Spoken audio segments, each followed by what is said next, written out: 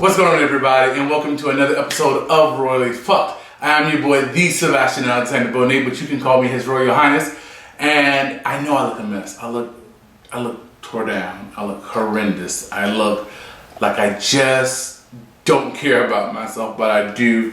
Just got done washing dishes. Prior to, before that, watching the third installment of the Queen Gambits on Netflix. I am not sure, I should have looked this up before I even got on here.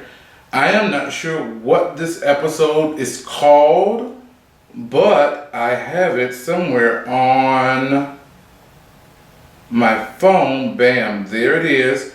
The third episode of the Queen's Gambit. Come on here, where's Wikipedia? You know I don't trust Wikipedia for everything. It does give you the episode titles. And the third episode is called Double Ponds. Not that I should have known, but that was a reference point. So in this third episode, and I literally just got done watching it maybe about 10 minutes, about 30 minutes, 20 minutes ago, somewhere in that area, between 20 and 30 minutes, 10 and 30 minutes ago. Long story short, you are seeing Beth finally mature into a young lady, right? Mama has won a couple of competitions. Mama's hair is beginning to change. Mama's shoes has changed. She finally got out of those, what was that store they were in? My mind is saying Steve Madden, but that's not the store they were in. Ben Snyder. The shoes from Ben Snyder. She finally got her some white checkerboard shoes, white shoes with a little stripe across the arch of it or whatnot. Fashions are coming into play, and being that she has become a state celebrity, soon to be national celebrity, the kids are starting to treat her better at school. The same girls that walk down the hallway in episode 1 and 2 that literally, you know how the mean girls will do, you'll be at your locker, and this is literally what happened in the scene. She was at her locker minding her own black... I was about to say she was standing at the locker minding her own black ass business, but Elizabeth or Beth is not black. But anyway, she was standing at the locker minding her own white ass business. And they were just mean. Instead of walking down the hallway and being in the middle of the hallway, they intentionally walked and bumped her.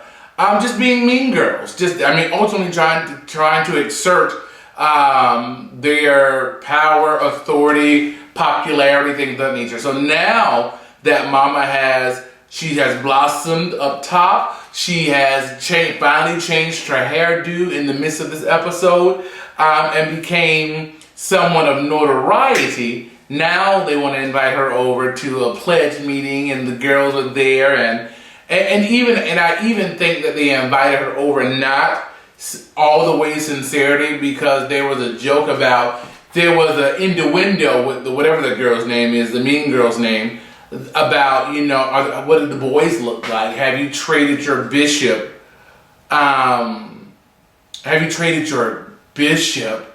With some of the boys? And she, being a novice and not being aware that Mama was talking about kissing probably and or sex, fucking or whatnot, she was like, I always trade my bishops or whatever.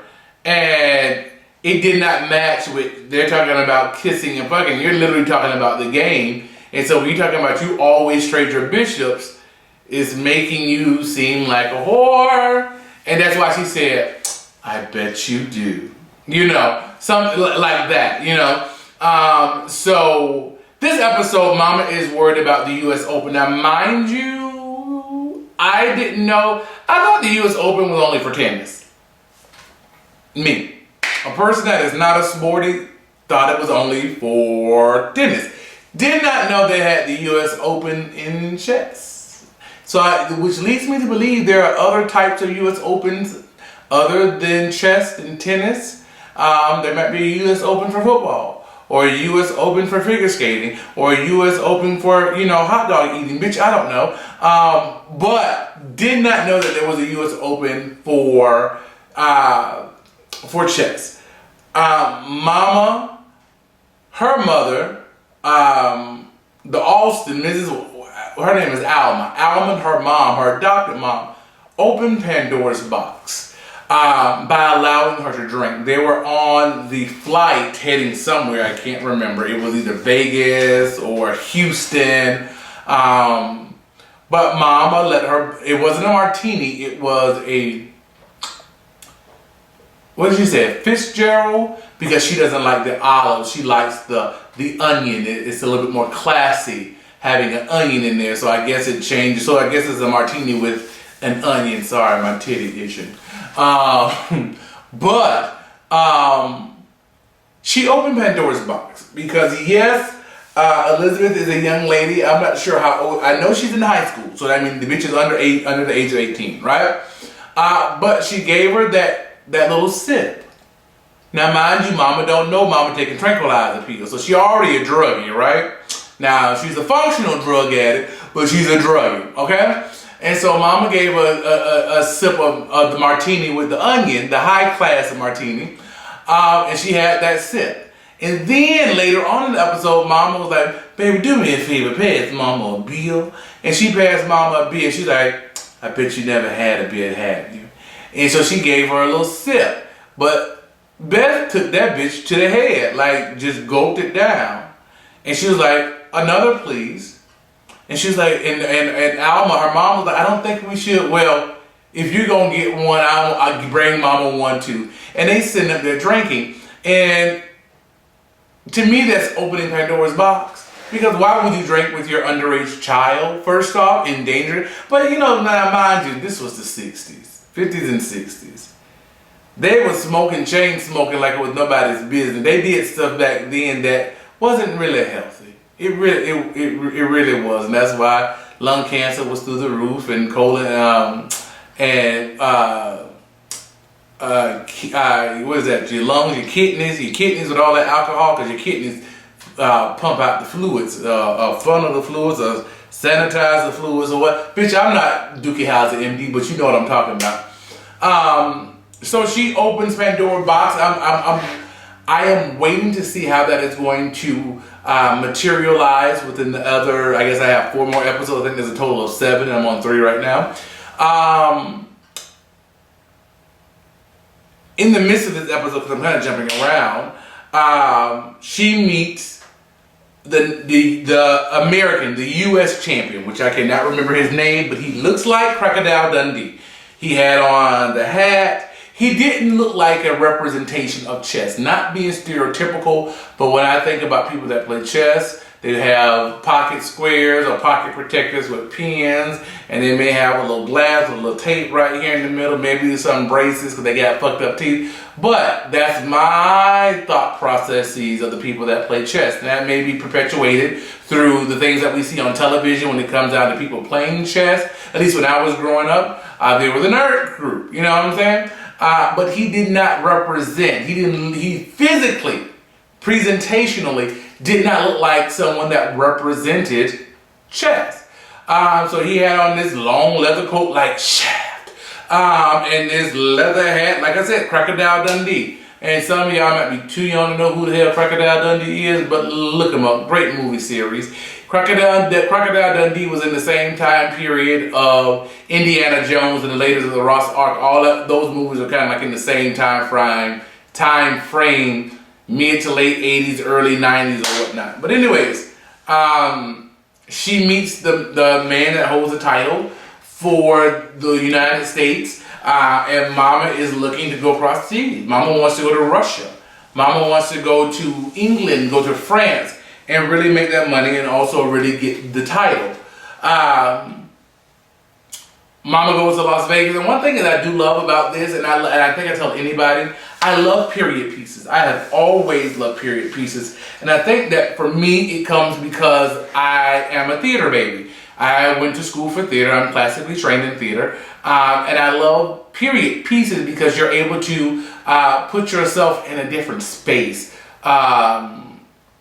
than what is current, what is reality right now. And what I love about period pieces, first off, is always the fashions. Because it's something different. For me, I love, like, even, like, one of my favorite shows is The Marvelous Mrs. Maisel, right? because it is a period piece, but the styling of clothing, and this show, the Queen's Gambit, is in the same time frame, the 40s, 50s, and 60s, of same thing as the Marvelous Mrs. Maisel. So the costumes are very similar, if not the same. You know, the women with keeping their figure for those that could, but it was very singed. So you had, you know, your tops, but you had it singed down on the waist and the bodice, and then around the waist bodice line, the skirt flared out. And so you had all of the crinoline up under there and all of that. And I have always loved that style of dress when it comes down to the 60s, 50s, 60s, 40s, 50s, 60s, and how the progression of fashion, especially for women, how it progressed, right? So that's one thing that I loved. And in this episode, like I said, Beth stepped her fashions up. Mama was coming into a young woman. She is no longer a girl. I think her and her mom have a great working relationship, minus the alcohol bitch, about, you know, her mom asked her to be her manager. Can I get 10% and be your manager?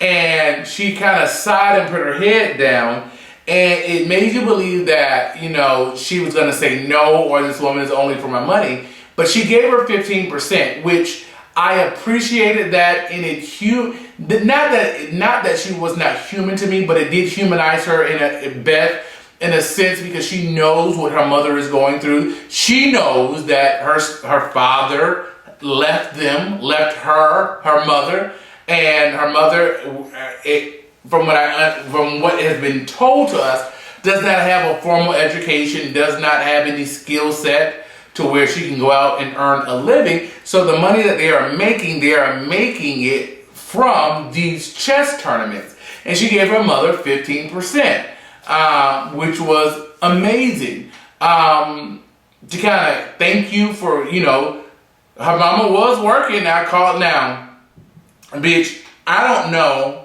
when it comes down to school, but Beth missed a shitload of school. And now you saying that mama's sick, mama got cold, mama got flus, 104 degrees temperature, but the bitch in the newspaper for being somewhere. You know, when I was growing up, I never ditched school, but I have ditched work a couple of times. And so when I ditched work, bitch, I didn't post on social media that I was at the beach, that I was at the movies, that I was hungover or drunk. I didn't do any of that because I called in and said, oh my God, I'm not feeling well today. I'm not feeling well.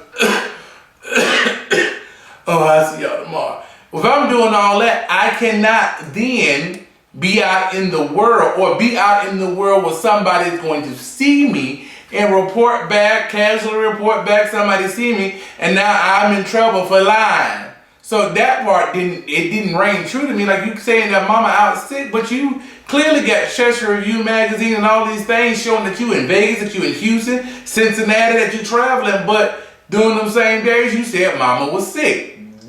Whoever wrote that in the writing aspect it didn't make sense to me. And then what else? So she is in a room with Towns. Now Towns is cute. They always have to add the cute boy. Towns is very, very, very cute to me. And you know, mama's inside parts, she's a young woman, hormones. Now he gives me that he is older than her, at least by 5 years. So if she's in high school, he is clearly grown, one, statutory rape, and I say 5 to 6 years older than her. So his name is Kentucky. I think Kentucky ML Towns or something like that. But he was like, you know, I can do an article for Chess Review or the Cincinnati something or the Lexington something. He said, well, I have my camera up in the room. And mama is feeling tingly and confused on her inside part. She likes him. They go up there, they take some wonderful pictures and me being a photographer, let me say this. I'm assuming that the pictures were beautiful. From how it was staged, I'm assuming that the pictures are beautiful. But anyways, hold on. Excuse me. They're in the room. He's looking at her just brilliantly. Her beautiful brown eyes. And I thought there was going to be something. a kiss. It looks like, and he reached over for her hair, and then this buff dude came in. Now this is what made me pause. I only saw one bed in that room. One bed, uno bedo. I know that might not be right, but I got 50% of it right because I said uno, and uno is one. I only saw one bed in that room. And so for his friend to be coming in, changing clothes, and then, mind you again, I love the fashion, but baby, all you saw was legs and balls. Legs and balls. He had a beautiful chest. He had a belt on with his swim trunks. I mean, that's a little fancy for swimming. That's very proper for swimming. But it messed up the moment that Towns and Harmon was going to have. And she was upset about it because Mama was horny. Horny. A young, confused girl that ain't never been touched on her inside parts. And she thought I was about to have it at least get a kiss. And he came in, which made, again, there was only one bed. Now, I'm not calling Towns gay. Now, it could have been that his friend was, came in and just dropped his stuff off in the room. He was checking in, but his room wasn't ready. It could be a plethora of things, but in my mind, he's staying in the room. One bed. Is he bi? Is he gay? And the boy that came in was cute too. He had a cute body. And then it was over. It was over. No, it wasn't. Lies. The next thing that she's in Las Vegas, US Open, beats everybody's ass except Crocodile Dundee. Crocodile Dundee got in her head, first and foremost, earlier that day or the day before, about an article that was in Chess Review, and he saw her weakness based on how they described it, and he told her, hey, play it out, set it up, look at it, and see it. And she saw it. She didn't see it when she was playing, but she saw that she could have lost, right? So he got in her head a little bit, right? To give her a little self-doubt, you know what I'm saying? Mama comes out and plays him, and she loses. This is the first time that we see Beth Hartman lose. And this humanizes her even more. Even more, because now this prodigy, it doesn't take away from her greatness. It doesn't, because she can still whoop anybody else. There's plenty of people in the room, asses that you can whoop, and there's only one person that you can't whoop. So those are still pretty good odds. They'll be like Alma said, they'll be co-champions or co-defenders or whatnot. But she had never known the feeling of losing. She has won every match that she has done. And so again, this I'm excited to see how this plays in the forming of the character, the forming of her, because now she knows what it feels like to be defeated. I don't like the way she talked to her mama. Because yeah, bitch, you can be upset, you can be mad that you got lost, but don't take it out on your mama. She's already having a hard time. Her husband has left her. She ain't got no money of her own, and you just being unnecessarily rude at the dinner or whatnot, wherever they were. On the way leaving the hotel, Towns comes out and says he's sorry. Now, Beth is thinking he's saying he's sorry because of homeboy busting in the room, fucking up her moment, because she thought she was gonna get some cock. But he's just like, I'm sorry that you didn't beat whatever Crocodile Dundee's name is, right? And she was like, oh, so that's what you're apologizing for? And that made her even more pissed off. And so Mama continued to walk down the steps and turned around and said, give my regards to the boy with the boy that came into the room, whatever his name was.